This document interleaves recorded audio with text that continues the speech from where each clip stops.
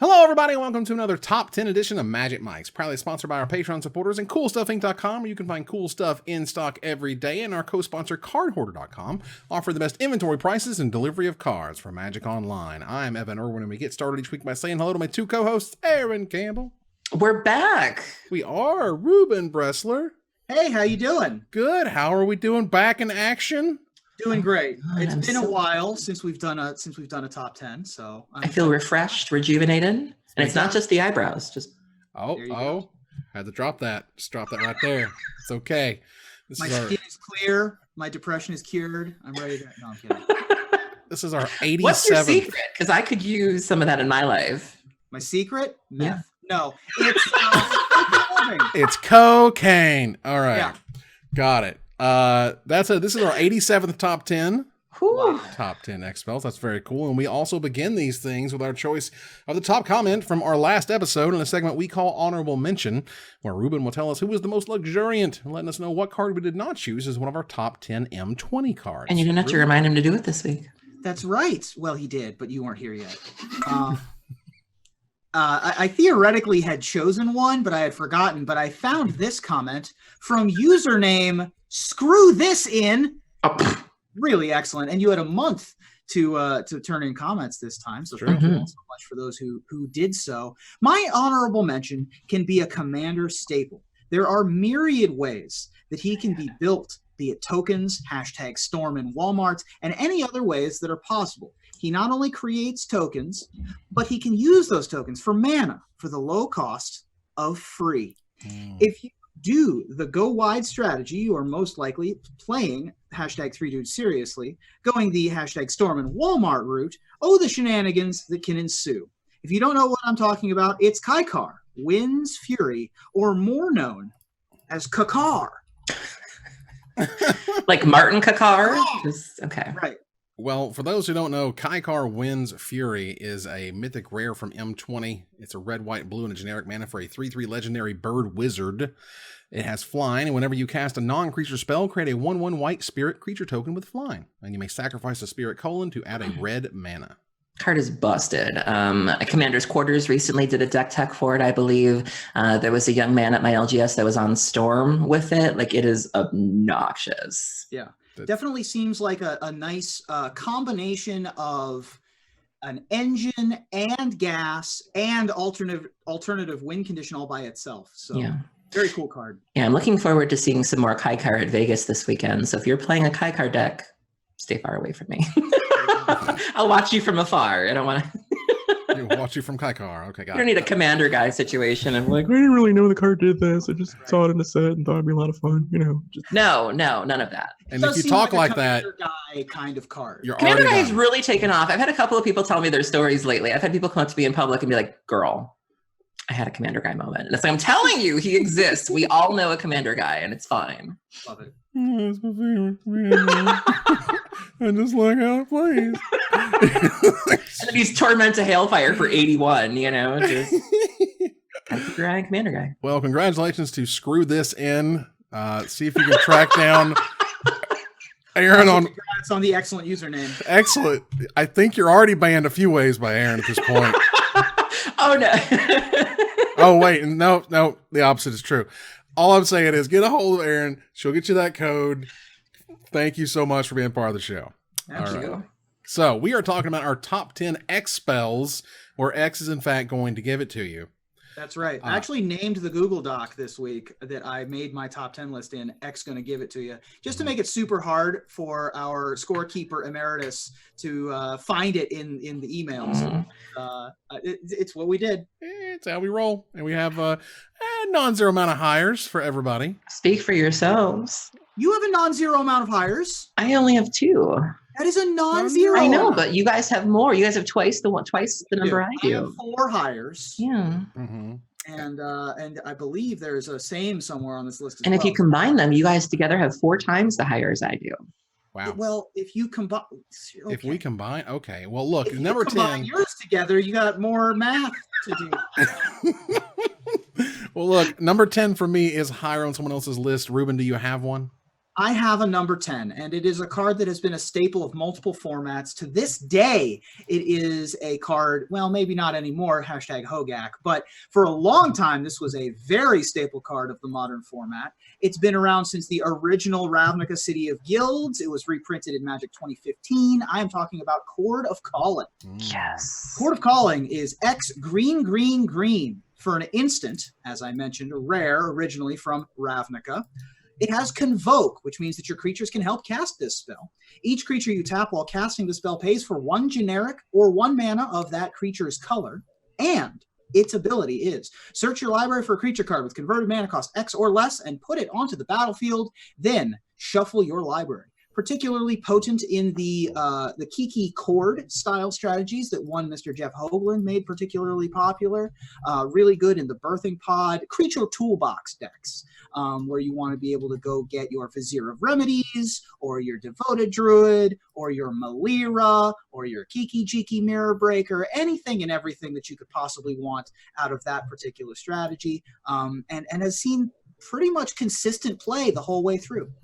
Whenever I think of Chord of Calling, I immediately think of the suspense and the fear that I feel when, because this is instant speed. And so you can just be like, you just see them tapping. And these decks tend to run a diverse array of creatures. And so you just see them tapping and you're like, what are we in for here? You know, or is it going to be something safe? Or is it like an Orzhov Pontiff? Or is it going to be, you know, an Archangel of Thune? I know at one point, I mean, people, you can pod into anything. And so I love that feeling of my heart dropping in my stomach because I don't know what's going to happen. And I'm like, I'm just trying to mentally prepare for all of the options. Yeah, it's been a popular card in Elves as well. Yeah. Elves, Birthing Pod, when that was a thing. Archangel Chord's a thing. Malira Chord was a thing.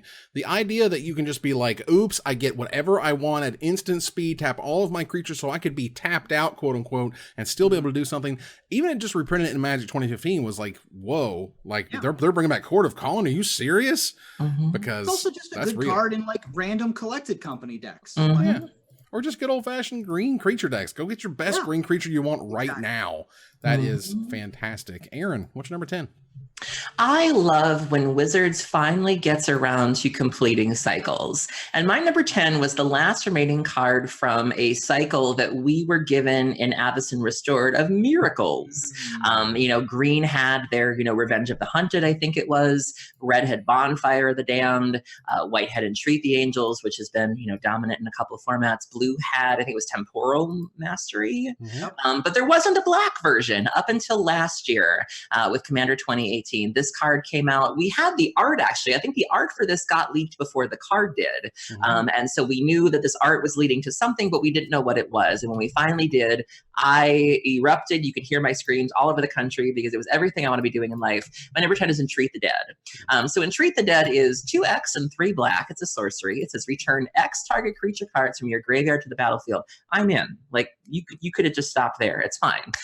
If you don't want to pay all of that, though, it does come with a miracle cost, which means you may cast this card for its miracle cost when you draw it, if it's the first card you draw this turn. And the miracle cost is just X and 2 black. So it's like Entreat the Angels, but it's dead things. And so it's only going for like $1 right now. So it's still really, really affordable. So if you're doing any sort of reanimator strategy in Commander, this is where you want to be. And I'm still trying to find the right home for it, but damn it, I love everything about this. I mean, the idea of a black miracle is kind of weird by but itself. In this sense, it makes sense. I mean, I understand why it wasn't in Avacyn Restored. They tried to do something with black having the loner mechanic, essentially, like homicidal seclusion. It didn't really translate. I'm glad that this cycle got completed in this way because it's a super cool card. Yeah, Avacyn Restored was not, its themes kind of fell a little flat personally. And the idea of the black, you know, the only one creature thing was just...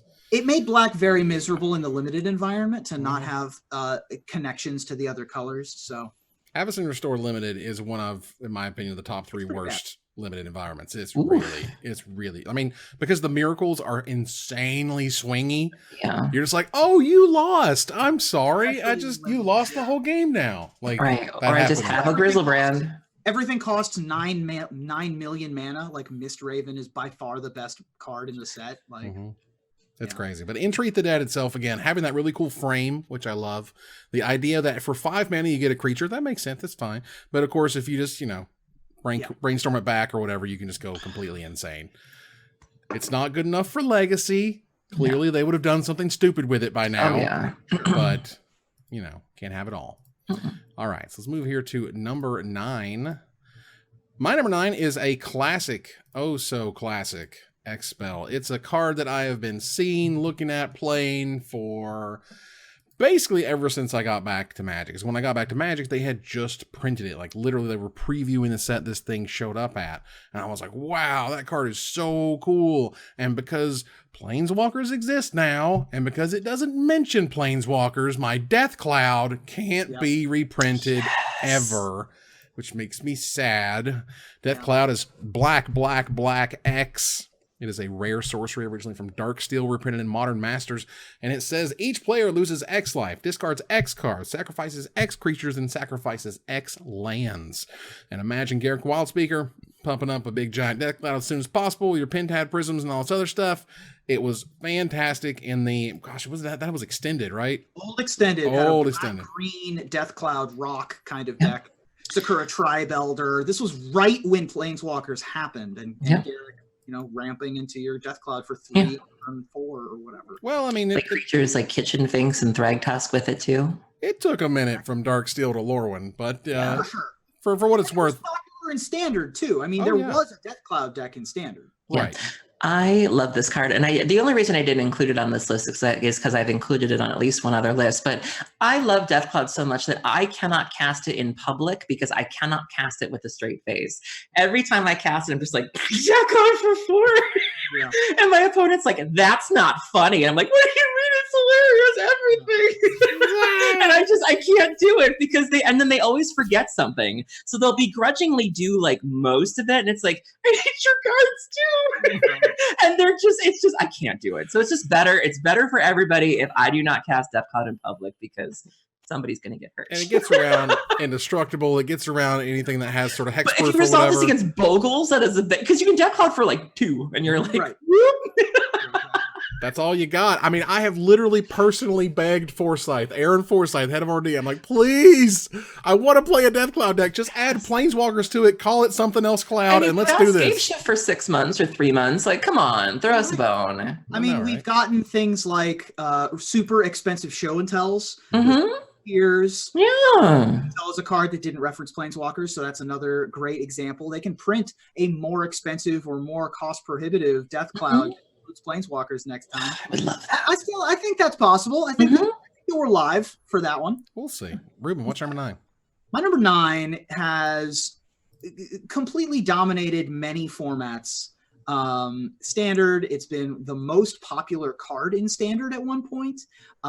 It won a Pro Tour in the green-white Celestia tokens deck that Steve Rubin played. It did not come out of the gates super popular, but it did not take long for Hangar Backwalker to just show up everywhere and be everything for everybody. Hangar Backwalker is a creature. It is an XX casting cost artifact creature construct for a 0/0, but it enters the battlefield with X +1/+1 counters on it. When Hangar Backwalker dies, create a 1/1 colorless Thopter artifact creature token with flying for each +1/+1 counter on Hangar Backwalker, and pay a colorless and tap, put a +1/+1 counter on Hangar Backwalker.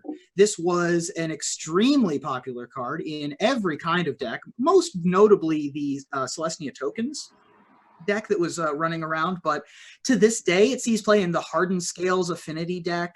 Bant Megamorph used this card. There were a bunch of ramp decks back in the day that just wanted to pump these out. Even in the older formats, you have decks like Mud and Stacks that are Hangar Backwalker centric. But even in just, random 3-color mid-range decks, this card was super popular. You had access to all the mana you could possibly want in Abs and mid-range, and you were still playing Hangar Backwalkers. Yeah, I remember the first time I faced Hardened Scales in Modern, and I didn't get it at first. And then I was like, so you sacrifice the Hangar Back to Ravager, Hardened Scales. Then you make a bunch, and then it was like, so you made a bunch of Thopters. You're going to feed them to this thing and get double. I'm just dead.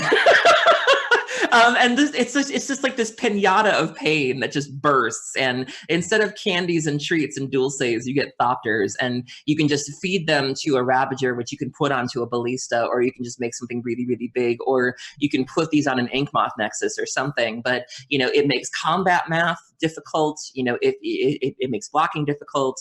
If you feed it to something, it's value either way you look at it. It's just a terrifying card, and you really have to get clever in terms of finding ways to deal with it. And I want to be real clear on how everyone just slept all over this card. No one was talking about this as the best card of the set. No one was saying how good this was.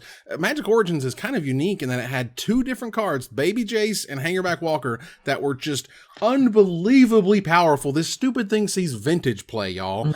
Like, because it's weird. A lot of Magic players kind of have this weird blind spot where like they can imagine it as the best thing ever, right? Your best case scenario, and they can imagine it as your worst case scenario as, oh my god, I don't have any mana, or I'm drawing this too late or whatever. But they don't really imagine sort of that middle ground of like you played it on turn 2 and you just pumped it and then you just pumped it and then you it was just a chronometon for 4 turns. Yeah, they used to beating for 4 or 5 and you killed them with it. Yep, and then you pair it with, in the older formats, if you pair it with a bunch of Boxen, or you pair it with Tolarian Academy, or you pair it with Mishra's Workshop, it's very easy to get a sizable Hangar Backwalker out very quickly. You don't often have to do the growing thing in older formats. It just comes out. Yeah. I mean, it's crazy, and it's very powerful, and I really liked it when it was in standard. I always loved this card because it premiered in the blue-red scissors deck, the old Ensoul artifact. I remember that. Strategy. And then everyone was like, wait a second, why aren't we just playing the best card in their deck? We have access to it. And then it exploded from there. Well, I can confidently say that I am not a Hanger Back girl. Heyo. Hanger Back girl. Nope. Hey, Aaron, what's number 9? But I am a reanimating girl. So we talked about number 10 and the ability to sort of miracle dead things, which I love. And my number 9 also lets you bring things back from the graveyard, but in a really unique way. I'm used to entombing things where you just sort of tutor for exactly what you want, or, faithless looting where you take what you get and then whatever's in your hand you put in there. I've never really seen an effect like this one before, and I've been so curious to build a deck around this commander, and I haven't had a chance to yet. So again, if anybody's watching, I'm not a deck builder. Shoot me your Grenzo Dungeon Warden decks because I want to play this card. So Grenzo is X, a black and a red. He's from Conspiracy 2014 edition. Legendary creature Goblin Rogue 2/2. Grenzo Dungeon Warden enters the battlefield with X +1/+1 counters on it. You can pay 2 colorless and put the bottom card of your library into your graveyard. Like, it's bananas. And if it's a creature card with power less than or equal to Grenzo's power, you put it onto the battlefield. I love this so much. And, there's so many ways that you could exploit this. I feel like a lot of people build him as just like a raw goblin deck, which is fine. But ever since I first saw this card, and I think Bruce Richard had a Grenzo deck, and just seeing that in action and seeing the weird cards that he was using to enable this, I just fell in love with it. And I was like, I think this is just a fresh take on reanimation that I just adore.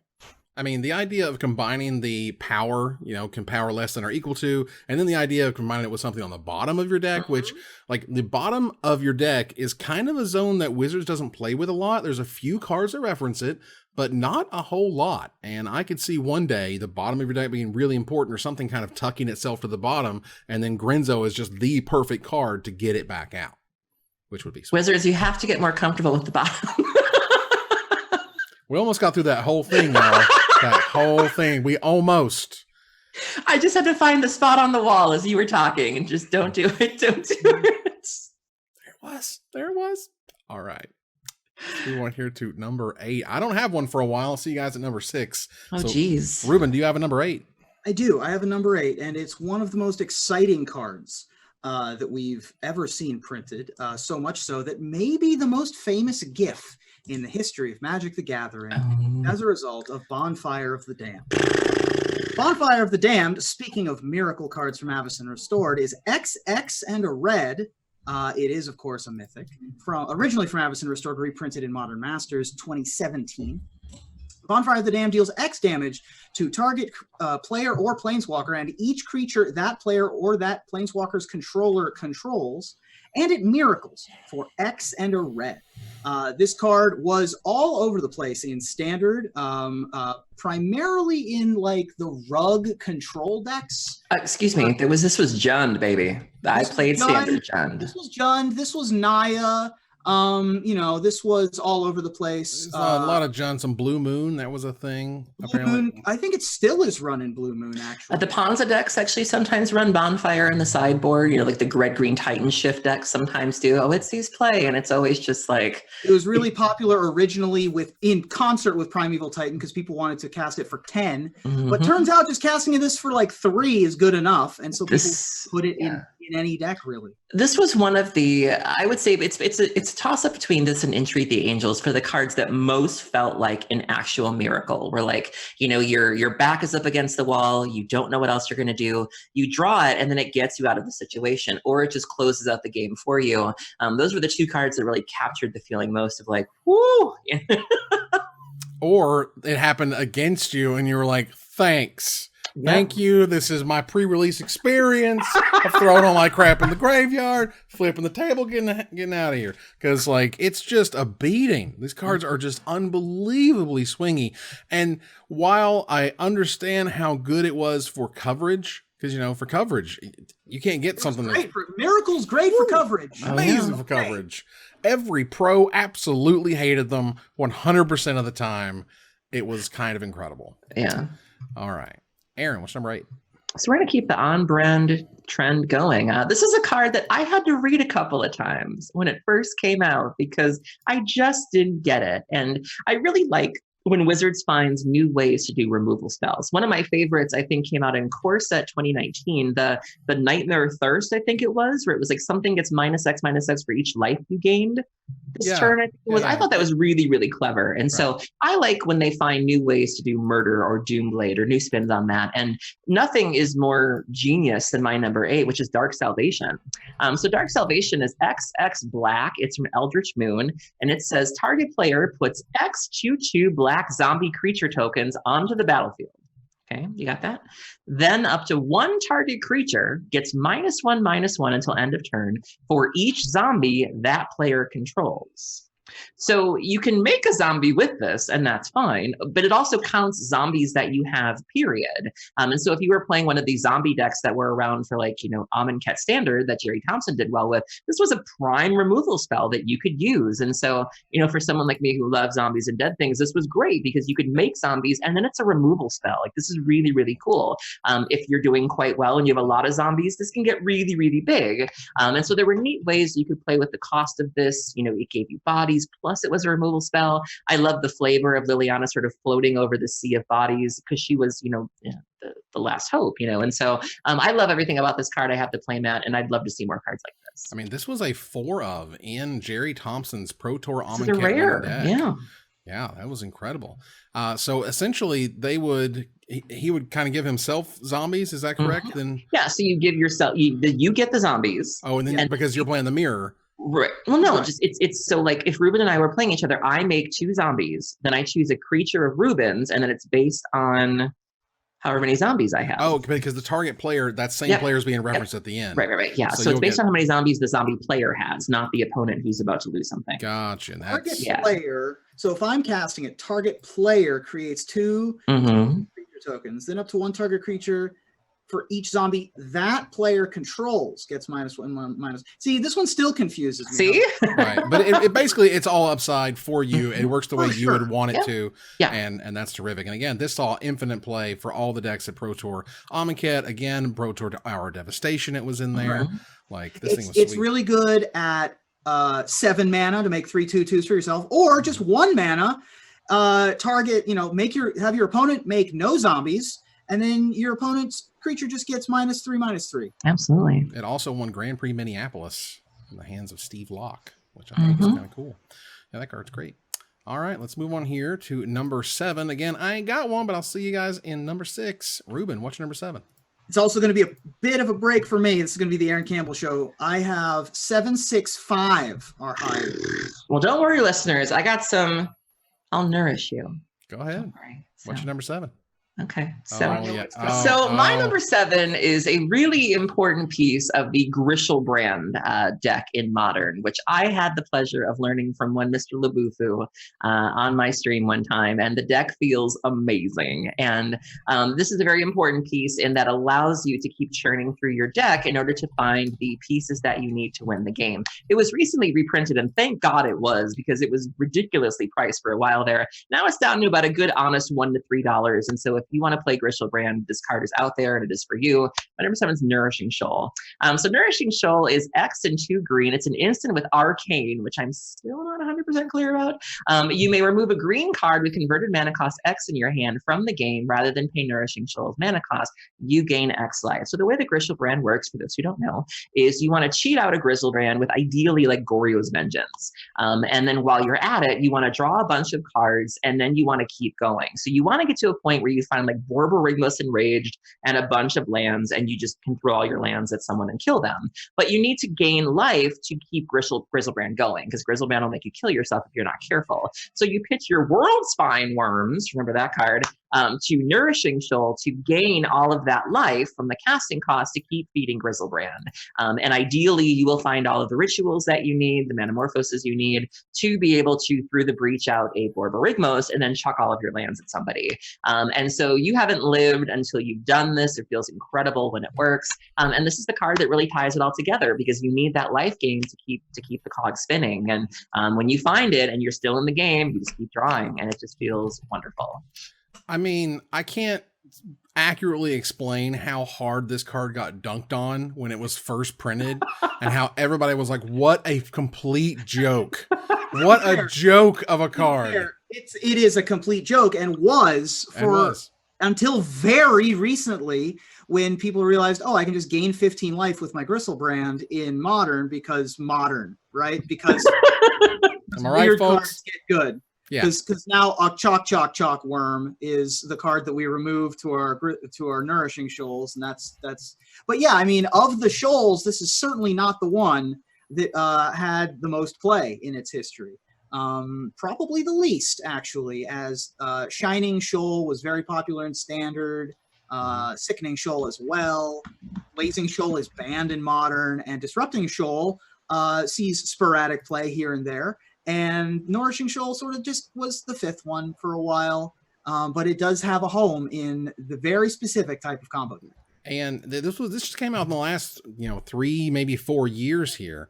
There was a spot in Grand Prix Charlotte in 2015, GP Toronto. It made top 4, and it was in the World Magic Cup for Unified Modern. So this is still relatively new. It was great that it was reprinted, which is a good thing. But again, for me, it cracks me up to know how hard and how dunked on Nourishing Shoal and or Blazing Shoal, which we might talk about, was, and they ended up being 2 of the scariest and or best shoals that they could have made. Free spells are always fantastic, even if they just gain you life.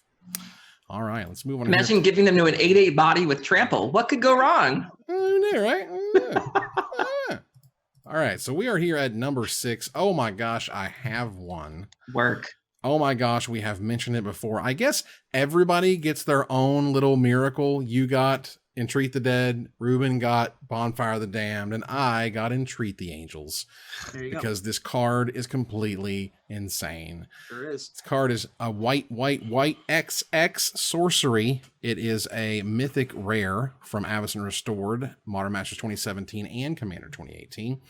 It has a sorcery that creates X 4/4 white angel creature tokens with flying. But you ain't gonna be paying full price. Don't be silly. Instead, you may cast this card for its miracle cost. When you draw it, if it's the first card you drew this turn, for white, and X. So for 3 mana, you get a 4/4 angel. For 4 mana, you get 2 4/4 angels. Bonfire was one thing, but I am just absolutely convinced this was the best thing to get in Limited. This card is absolutely insane. I mean, Bonfire was a supporting actor in the decks that it was in. And the same thing goes with Temporal Mastery or whatever, but Entreat the Angels was the deck. Like, that was the reason to play the deck. You built around that. You built you built your deck in such a way so that you could dirtle and you could control the board and you would have the resources, or, so when that card came up, you were ready to close out the game. And we played it in such a different way than we did the other Miracles cards. And the inevitability of it, the fact that you could, in older formats, you could get it if you wanted to. Between Brainstorm and Ponder and Preordain, you can make a miracle happen, which kind of goes against the entire point of the miracle. Is that the whole point of the mechanic was that it was supposed to be random. It was supposed to be this aha feeling. And when you see somebody pulling the strings to make it happen, it does feel a little bit bad, where it's like, it's not a miracle if you planned it that way. Well, the other way that miracles, of course, used to be found was when you just packed your deck full of them and you just put every miracle you could possibly find in the deck, as Alexander Hayne did at Pro Tour Avacyn Restored, playing 4 of Feeling of Dread just to make sure that he could find all of his Terminuses, Oral Masteries, and of course Entreat the Angels, which he ended up winning that Pro Tour with. Yeah. Yeah, it was kind of insane, ultimately. I mean, between this and Terminus, these were the things that made Blue-White Miracles exist in Legacy, in the strongest format one of the strongest formats, obviously, that exists. And it hasn't shown up in a while, though. We're only looking at appearances. Honestly, the last one that I found here, if it would just come on already. Wait for it. It was a Grand Prix recently, but so essentially from 2012 until, thank you now, up to 2016, it saw a ton of play, and then nothing until last year at Grand Prix Seattle. It made a top 8 appearance, which was neat. But this card in and of itself is just a giant bomb of value. It's ridiculous, because for me, the difference was if I bonfire early, it's usually not going to be very good. But if I entreat early, if I got 3 mana, at least 3 mana, that's amazing. Turn 3, oops, I just got a 4/4 angel go. Like, that's insanely ahead of the curve. Yeah. And I would win games like that and feel bad about it. Okay, I wouldn't feel bad about it, but I'd still win games. It's fine. Aaron, what's number 6? Speaking of feeling bad about things, so this is a card, you can't know where you're going until you know where you've been. And I'm referring to the modern ban list. And BNR announcements are coming up on the 26th, I believe. And so I love the topic of banning and restrictions. I love going back and reading about history, about how certain cards ended up there. And one of the cards that I enjoyed learning about was my number 6, which I found out was actually broken by one Sam Black, that when combined with Dragonstorm, apparently was a huge problem for people. My number 6 is Blazing Shoal. So Blazing Shoal, notice the pattern here, Kamigawa. An X and 2 red for an instant arcane again. You may remove a red card with converted mana cost X in your hand from the game rather than pay Blazing Shoal's mana cost. Target creature gets +X/+O until end of turn. So people were packing their decks with Dragonstorm, which is a 9 converted mana cost sorcery that you were never going to cast, but you could just pitch this to like your Blighted Agent, and there's 10 damage. There's your Glistener Elf, Apostle's Blessing. You think Infect is capable of some scary things now. Imagine this. Imagine red in Infect. Who would have thought? But this was a bit of a whoopsie, and it was banned in 2011, I think it was. It was banned after the one event it got to be played in. Yeah, remember that when they used to ban things quickly, not like they do now, where Hogak's allowed to do whatever for a month and a half. Right. But yeah, I mean, this is a really interesting study and sort of this accidental card that those brilliant minds like Sam Black just found and just exploited, and creates some good moments like this one. Well, I mean, this kicked off the modern format's existence was Pro Tour Philadelphia 2011. So no one had ever seen anything like this before. Muddle the Mixture was going to find the Blighted Agents and stuff. Like, had a Progenitus in there, which is also a giant mana cost to pitch to it. Progenitus, Dragonstorm, and Greater Gargadon, I think, were the ones. Yes. I don't see it not in the Pro Tour list. It wasn't in there, unfortunately. But regardless, this was a ridiculous card that came out of absolute nowhere, and you're like, oh my god, that also needs to be banned, so they banned it. It got one event. Love it. Unbelievable. All right, we're moving on here to number 5. I don't have one. That's the joke. I get nothing. Ruben doesn't have one either. I still don't have one. Aaron, do you have a number 5? Of course I do. So my number 5 is a card that is near and dear to my heart. This is a card I have begged them to give us in Modern, and they won't. And it's fine. It's totally fine. Let me reassure you, if it makes you all feel any better, I'm not even going to pay for it. X is going to be 0, and it's going to be fine. I'm not going to keep anything I get with it. I promise. It is totally fine. My number 5 is Breakthrough. Wow. So Breakthrough is X and a blue. It is a sorcery. It says draw 4 cards and then choose X cards in your hand and discard the rest. So I'm going to discard everything I draw, you guys. I promise. I'm going to pay 0 and it's going to be fine. Oh, wait. I'm going to dump my cards in my hand in my graveyard first. And then I'm going to dredge like 24 and it's totally fine. But I promise to discard everything afterwards. It's going to be fine. This is a huge part of Legacy Dredge, obviously. You can do dumb things with Lion's Eye Diamonds. So you like float the blue, hold priority, and then whoop, and you have a gay old time. I have done some dumb things with this card. And it makes me so happy. And if you can just give it to us in Modern, it's fine. It's totally fine. Yeah, it's still putting up places here in the MTGO Legacy MCQ. Got to see some play there. Grand Prix Birmingham 2018, Eternal Weekend. It feels like... Have you ever paid more than 0 for a I have, because sometimes there are some really grisly games where you have to like dig for answers, or if they chalice you have to put a little more mana into it. But casting a Breakthrough and having it resolve feels like what it must be like to be a dog putting your head out the window on a car ride on a beautiful day. You're just like, your ears are flapping, the hair's going. It just feels incredible. Yeah, it was a hell of a card back in the day, and it's hard to like when one blue mana up to 1 blue mana says draw 4 cards is the first thing it says. Yeah, it really kind of doesn't matter what happens after that. You're probably going to see it play somewhere. It feels so good. It's a crazy card. It's unbelievable. That said, all right, let's move on here to number 4, just barreling right along. Oh my gosh, I have one. Maybe it's one of Ruben's hires. Who knows? Ooh.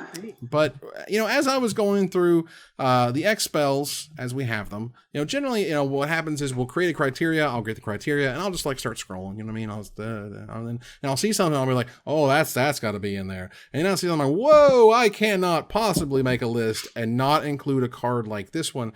A card that they tried to make a sort of softer, different version of, and it was terrible. It just turns out that the difference between 1 mana and X and 2 mana and X, it's a canyon. Like it is a huge gulf, because all the way back from the OG, from the original, that thank God they can reprint still, the original Mind Twist was unreal. Yes. It's simple, it's beautiful, it's like a painting. It's just black and X, sorcery, target player discards X cards at random. And let me tell you, random is super good. They tried it again. Was it Shattered Memories? Is that what that one was called? I believe it was Shattered. Mind Shatter. Was it Mind Shatter? Was that one? Mind Shatter was the Lorwyn one, I think. That was the fixed one originally from Morningtide. That was 2 black and X. Target player discards X cards at random. And I assure you, from living in that time where I was making content, I'm like, oh my God, they reprinted Mind Twist. They didn't reprint Mind Twist. There's the gulf, and getting to 1 card at 3 mana at random is just not good enough. To getting to 2 cards means they have to have enough cards in their hand, and they're not beating you to death with something on the board. And ultimately, Mind Twist is just a ridiculous card that is banned in Legacy, and you can play 4 of in Vintage, I guess, because that's okay there. That's okay there. It's a card that occasionally people look at and are like, is this really too much for Legacy? And it probably isn't. Yeah. At this point, but also like why? Like why would we who's having fun when you bring this back into Legacy? This was, of course, my number 6. You were absolutely correct. Would have way more top 8s, way more wins if it weren't banned in every format ever from as soon as it saw print. So its power, it's like a first pick and cube all the time. It is a very powerful card and well deserving of a spot on the list. Yeah, it's a super cool card that is just unbelievably powerful. Ruben, what's number 4? So I'm going to be the most upset because somehow I'm the one who has this highest on the list. I thought for sure someone else would have this higher on their list. And I thought that this was a shoe-in to say, oh, my number 4 is going to be somebody's number 1, maybe number 2. Somehow I am the guy that has to bring up Fireball. Like I don't know. Like we got our X spells list. This was my number 10. You think I'm casting Fireball? I wanted to make sure it was in my. I want to make sure it was in the top 10. And for what it's worth, I originally put it at number 1, and I said, you know what? There are all these spells are doing so much, affect so much that Fireball needs to be in here for legacy, historic reasons. But that's where it squeezes in. I mean, there have been 35 individual printings of the Magic card Fireball. There is one of the most popular websites on the planet, channelfireball.com, named after it. Did you plan that? I wore this in celebration of Vegas this weekend, Okay. but it's also, I've got the word Fireball and it's on my top 10 list. So I'm just a very smart person. In addition, it's won a Pro Tour. It didn't win just any Pro Tour. It was Kuroda Masahiro who won Pro Tour Kobe, the first Japanese player to win a Pro Tour. Hey. And the Japanese dominance of the Pro Tour between 2004 and 2012. Oh, this was the big red deck. I loved this deck. Big red, that's right. You play mono red with 4 Solemn Simulacrums, everybody. And 4 Damping Matrix. Yep, 4 main deck Detonate was in this deck as well. Speaking of X spells, this was such a good card for such a long time, and it has some weird history. It's the only card to ever be printed with the variable Y spot on it. They made a printing where the casting cost was X, Y, and a red. I think this is the beatdown. It was a dark time. Yeah, it was weird. It was because it was complicated to explain how you dealt damage with it back in the day. But anyway, Fireball is well deserving of being referenced, and I think needed to be on here somewhere. Yeah, they had originally, the XY was in the beatdown set, and this was just a box set, so it wasn't like a full set release. But adding algebra was not really the pick here. I think they were trying. They tried real hard, and yes, Fireball is fantastic. All right, Aaron, what's your number 4? So if you like Breakthrough, then have I got a card draw spell for you. This is a card that is a win condition. How many blue cards can you say? How many draw spells can you say are win conditions? When put in the hands of one Feline Longmore, we have an iconic card on our hands. My number 4 is Blue Sun Zenith. So Blue Sun Zenith is X and 3 blue. It's a Mirrored and Besieged. It's an instant. Target player draws X cards. What's wrong with that? Now I promise you, there's no discarding, there's no dredging. This is fine. This is fine. Shuffle Blue Sun Zenith into its owner's library. So if you're familiar with High Tide in Legacy, you want to make a bunch of blue mana with things like, time reversal or whatever the thing is, time something where you can do things all over again. Time spiral. But the thing is, you want to chain a bunch of blue mana spells together, and essentially it's a mono blue storm deck, for lack of a better term. And you want to get to the point where you make so much blue mana that you target your opponent with Blue Sun for 65. And then they deck themselves and you win. It's only ever been less than a percentage of the metagame, but if you see somebody like Feline Longmore, Feline is to High Tide what I am to Dredge. If you watch somebody like Feline or an expert in High Tide play it, it is a brilliant deck to watch go off. And just to see somebody die to a Blue Sun, when you see the numbers, when you see how high a Blue Sun can go, you just don't think it's possible. And so it's so much fun to watch. And I just would have never dreamed when I first saw this card that this is what people would have done with it. And God bless those minds, those Sam Blacks and those Feline Longmores that see cards like this and think of it in ways that we don't. This was my number 7. Ooh. Blue Sun Zenith is a monster X spell. This thing has been reprinted 5 times. Mirrored and Besieged, Commander 2013, 2015, the Anthology, and Masters 25. And my Locust God deck, yeah. And is still a $2 card. And, I mean, that's not a whole lot of money, but again, that's a whole lot of printings. Yeah. It's hard to not love a Blue Sun Zenith if you're playing Commander and you have blue mana in your deck. Yeah. It's really interesting that it can also be a part of the engine, not just a finisher. It's not taking up space that would otherwise be going to something else. Right. You can target yourself for 10, shuffle it into your deck, keep going off, and then later use the same Blue Sun to take out your opponent. It's a pretty scary card. It saw a lot of top tier play in Pro Tour Dark Ascension. It was being played there. At GP Baltimore 2012, it was in top 8s, multiple top 8 decks from there in blue-black control. Sure, so, yeah, it's also just a good control card. I mean, instant speed, draw 4, draw 5 at the end of the turn is good enough. Absolutely. All right. So that was your number 4. We're going to move here to number 3. Ruben, what's number 3? My number 3 is another card that has sort of this one was less of a surprise thanks to its predecessor, Hangar Backwalker, being so famous. People weren't as caught off guard by Walking Ballista, but it still took over metagames in the exact same way, and to this day is a powerful card.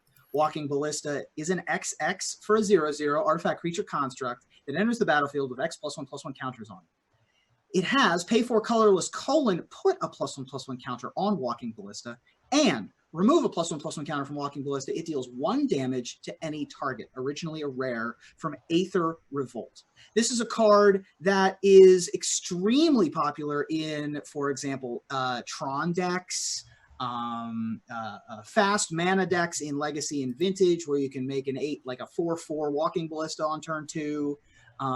It is also just a value card. Once again, you can just put this in any old deck. Plus, this was a good combo with things like Winding Constrictor. It was just an extremely popular, potent card, and to this day sees play in older formats.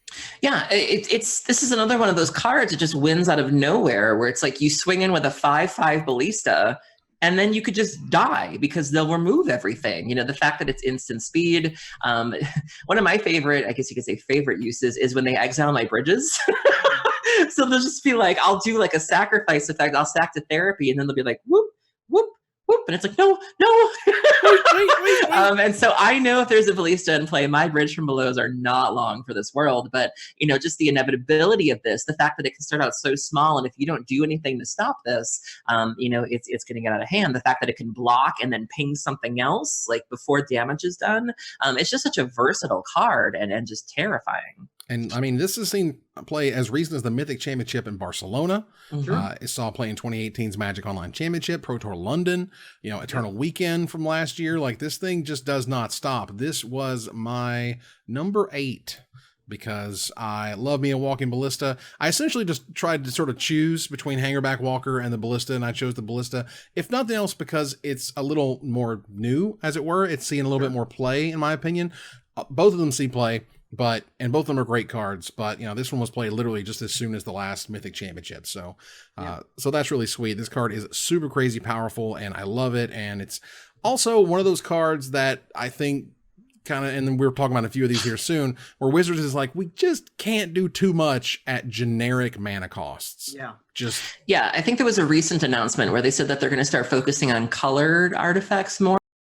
They're a little bit more prohibitive as opposed to what we currently have, where there's so many ways to cheat them out, and they go in so many different decks, and you can combine them with so many cards, whether they be green for, you know, hardened scales. It sounds like they're kind of waking up to that reality of artifacts, just nothing good comes from them, you know? And in this card's case, being green, I'm not sure is going to help things, because it's still the win condition in those creature toolbox decks that use like Duskwatch Recruiter with infinite mana to be able to go search your deck for your 1 Ballista with Vizier of Remedies and Devoted Druid, and it will still have an infinite number, or you know.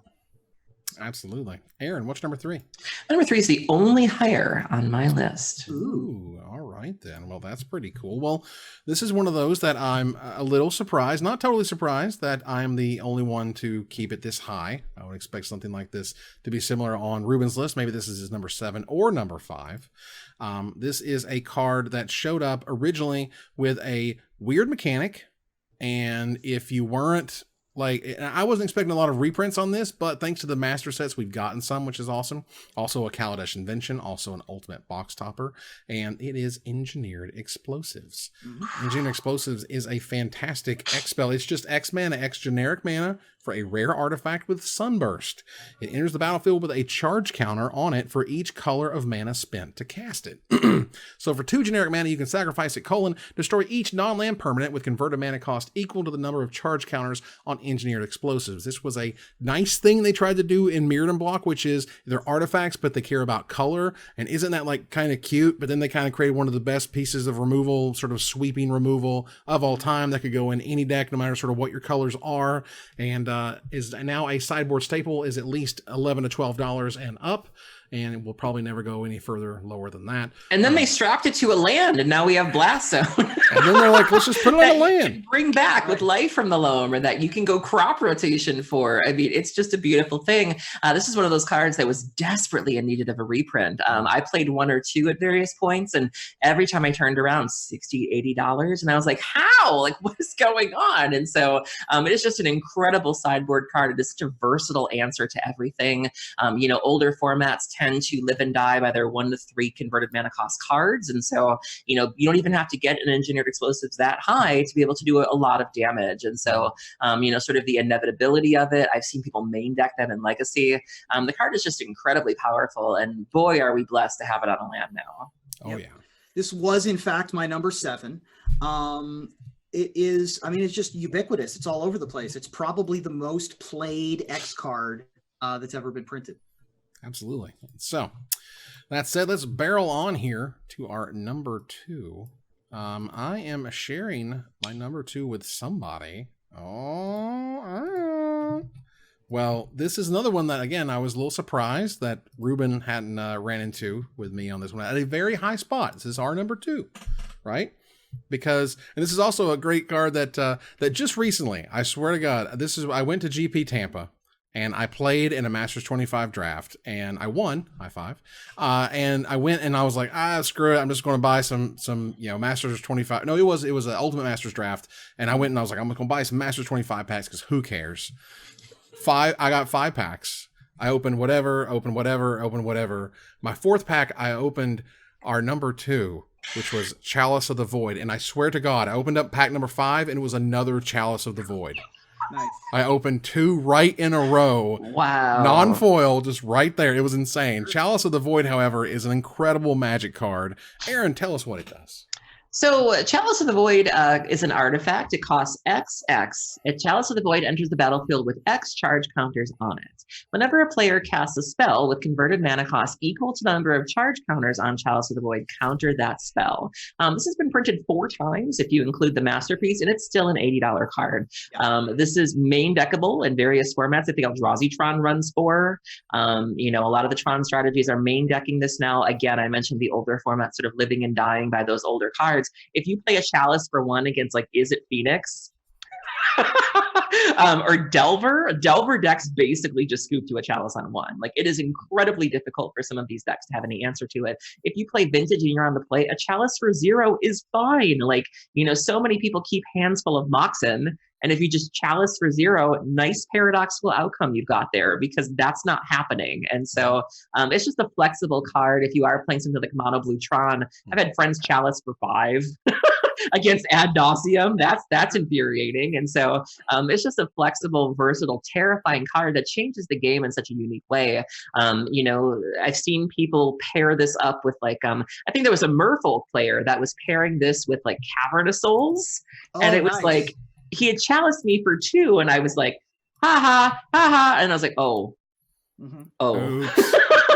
Because Chalice means, Cavern means it can't be countered. So a deck like Merfolk can Chalice you for 2 and get around that and still cast their creatures. And so it can be a hate card. It can be a main deck card. I know so many decks that have run this, and it just changes the game in such a unique way. And it also creates an interesting side game. A lot of times you will see on coverage, people will still run their spells into it because the opponent has to catch it. I think P. Sully did that one time of just like, here's a Lava Spike, and then the opponent will tap it, and it's like, you gotta do that. That is a thing. And Magic Online, not so much, but in paper, it's very real. Yeah. Chalice of the Void in and of itself is one of those cards that is also the poster child for, you can't just make generic artifacts that any deck can run this stupid card. Because Chalice of the Void in and of itself is just so crazy powerful, and yet it does have that kind of weird, like, you have to know what your cards are doing. The rules have kind of kept changing over whether you're forced to tell your opponent that their stuff is countered or whether you're not. I can honestly remember it being literally 2 different ways at any 2 different times. So Maybe the latest one is you have to tell them. I'm not sure. This, of course, was my number 5. Yeah, I agree with everything that's been said thus far. It is by far the most expensive X spell that currently exists today. Mm-hmm. It is one of the most played X spells of all time, and it's one of only 3 X spells that have been banned in any format. Wow. Or restricted. Well, there you go. So, Ruben, what's your number 2? My number 2 is higher on someone else's list. Ooh. All right. That means we get to turn the corner here to number 1. Aaron, what's your number 1? I cannot believe you two. Like, this was the most simple homework assignment you could possibly have, and you two somehow managed to screw this up. Like, you gave me Blazing Shoal, you gave me Chalice of the Void, you gave me Fireball, but like, you made us do an X list and you didn't put X on the list. My number 1 is X from Unstable. Yep, I like it. So X is best blue number 1 I've ever heard of. So X is a blue and a black. She's a legendary creature, human spy, 2 power and 2 toughness. As long as X is in X's owner's opponent's hand. With me so far? X's owner may cast X and activate X's abilities. We're not done. That opponent can't cast X and plays with their hand revealed. You can also pay a blue and a black and tap to put X into an opponent's hand.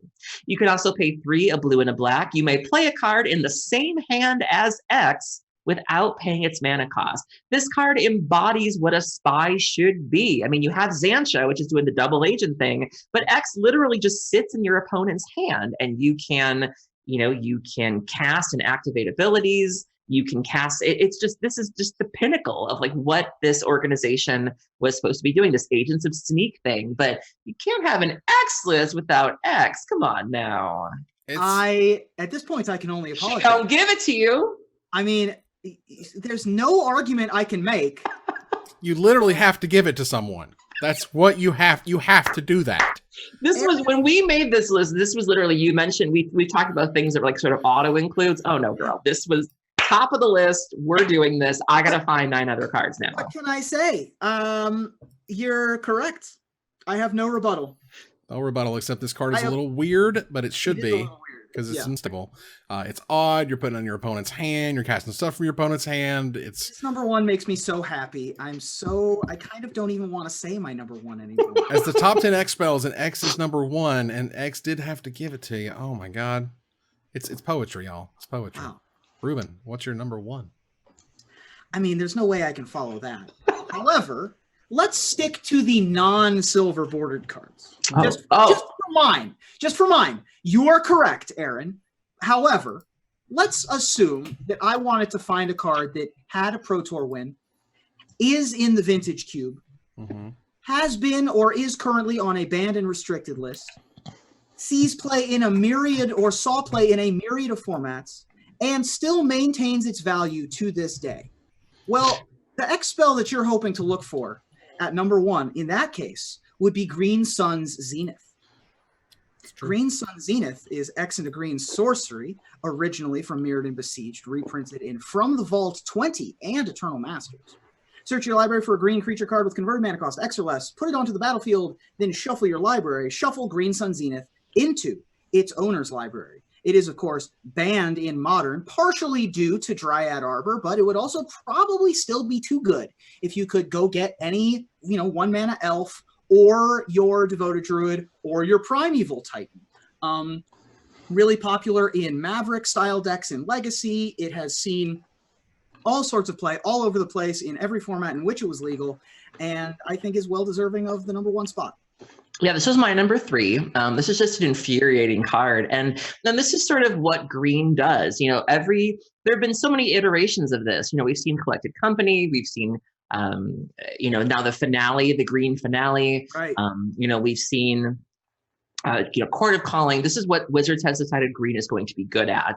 And sometimes they push a little too far and you get Green Sun Zenith. And, the fact that you can get a Dryad Arbor, the fact that you can get a Deathrite Shaman, you can get a Scavenging Ooze, again, allowing you to play a sort of toolbox game and then just having it go right back into your graveyard or back in your library. Being able to Green Sun for something absurd like a Crater Hoof is not unreasonable in an Elves deck. Just ask our friend Kendra. And so, when you add all of that tension and that fear that a Accord gives you on a massive scale like this one, the possibilities really are endless. And it even sees play in Vintage in the survival decks. This is... That I didn't know. Oh, yeah. Yeah, in terms of big finishes, it's been a minute. But it did see a lot of play in Elves back in the day.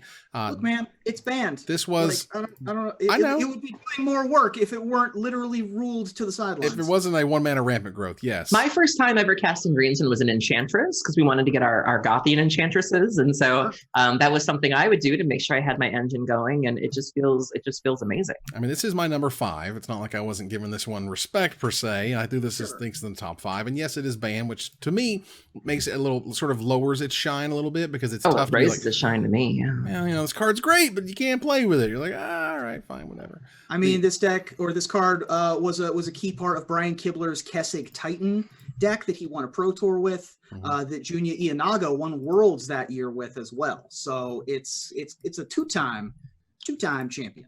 And see, I feel the opposite. I always say that you play Magic to feel something, and like you feel you get a stronger reaction from something that is wonderfully broken, where it's like, why would you cast something like Mother of Runes, where it's like it doesn't have the same pizzazz as casting a Green Sun for 6. Right. You know what I mean? Like, you want to feel like you're breaking the rules. You want to feel like you're doing something over the top, and like paying 1 mana for a creature, flipping a Delver.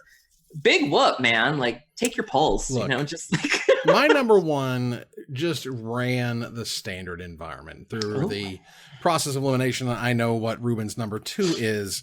This card is insane. This card saw play in professional play as recently as Pro Tour 25th anniversary in Modern, thanks to Guillaume Wefotapa, because Guillaume Wefotapa can't play anything but an Esper control deck or a blue-white control deck every once in a while. Oh boy. Which means my number 1 is Sphinx's Revelation. 2 blue, white, and X for a mythic instant from Return to Ravnica. You gain X life and draw X cards. That's what you do. It was our number 1 Azorius card. This card is ridiculous. I can't fully explain, as I keep trying to, that this is the card where you, like, when they rev and then untap and rev, the game is over. You may think the game's not over. You may do things and play cards and like feel good about it, but that game is done. And that's just how this card was. And, I appreciate Wizards at one point said, again, would you rather have sort of a Sphinx's Revelation type card, or would you rather have a Delver type card in terms of a strategy? And I'm like, just give me Delver all day. It's annoying, but I got a chance. Sphinx's Revelations, you don't even know it. Yeah, the way that I judge Sphinx in terms of its power is its impact. We went years without good control decks in Standard or good draw. And some would even argue we're still not quite there yet. Like, we are still recovering from the Sphinx's Revelation era, because that card was just so good. And, and to me, that's the sign of a card, is sort of its legacy, no pun intended, where, there are so many cards made every day that we don't talk about anymore that rotate and nobody cares about, where it leaves a format and nobody's sad and nobody's mad. But you have a card like this one, and you can see the impact across multiple standards in terms of all the cards that came out after it, whether they be draw spells or just even supports kind of strategy. And to have a card that scared Wizards like this, I think deserves a lot of respect. I mean, it saw, just from 2012 onward, it saw infinite play, ton of Pro Tour Dragon's Maze, Pro Tour Gatecrash, all the Grand Prix, like just infinite. Like, there was blue, red, white control, there was Esper control, there was Bant control, Kessig Bant, like all sorts of crazy decks this thing would just get shoved into. And the blue-white flash deck too. And blue-white flash deck even, because it's just the best thing you could do within your opponent's turn. Yeah. Just gain some life and draw some cards. Yeah, I couldn't agree more. Well, I guess I could agree more if I'd put it at number 1, but said applies, because I put it at my number 2. Totally broken, totally busted. We will never see its like again. There you go. Yeah, the only reason I didn't include it on mine was I tried really hard not to pick spells that I've already covered, and we certainly sang Sphinx's Revelations praises before, and rightfully so. And interesting enough, doesn't really see play in older formats. Sometimes like a modern sideboard card, but Legacy doesn't really want it, and neither does Vintage, which is interesting that it really is just those. It is so expensive. I mean, I guess it did win. So Sean McLaren used it in his Jeskai Modern winning. Absolutely. But it's been a while for Sphinx's Revelation. Like I said, Guillaume Wefotapa There you go. Would beg to differ. Would beg to differ at the most. You mean Waffle Tapa? Well, Waifu. You know, Waifu Tapa? Waifu Tapa is great. Waifu Tapa. Someone needs to make that Twitter account right there. Wow. I like it. Well, that was our top 10 X spells. You will see them on the screen right now for your review. Take a look at my list, Aaron's list, Ruben's top 10, and we want to hear from you about what card we did not talk about. And we'll select our favorite to win a $50 gift certificate to CoolStuffInc.com. But before we go, I want to thank my co-host. Thank you, Aaron. Thank you for having me, and it feels so good to be back. It does. Thank you, Ruben. First, we're going to rock. Then we're going to roll. Then we let it pop. Go, let it go. X going to give it to you. Oh, my Jesus. God. Here we go. I want to thank our sponsor, CoolStuffInc.com, our co-sponsor, CardHoarder.com, my co-hosts, Aaron Cannell and Ruben Bressler, you guys for watching or listening, and hope you support us at patreon.com/magicmics. Follow, like, tweet, favorite, share, subscribe, do everything social that tells people we exist. Catch us online at twitch.tv at magicmics, on Twitter at magicmicecast, our Magic Mics subreddit, and like the Magic Mics page on Facebook. Talk to us privately at magicmicspodcast@gmail.com. Follow the audio-only podcast at magicmicspodcast.libsyn.com, or find us on iTunes and Spotify. Or join us here next week, same time, same place, for another episode of Magic Mics. Good night, everybody.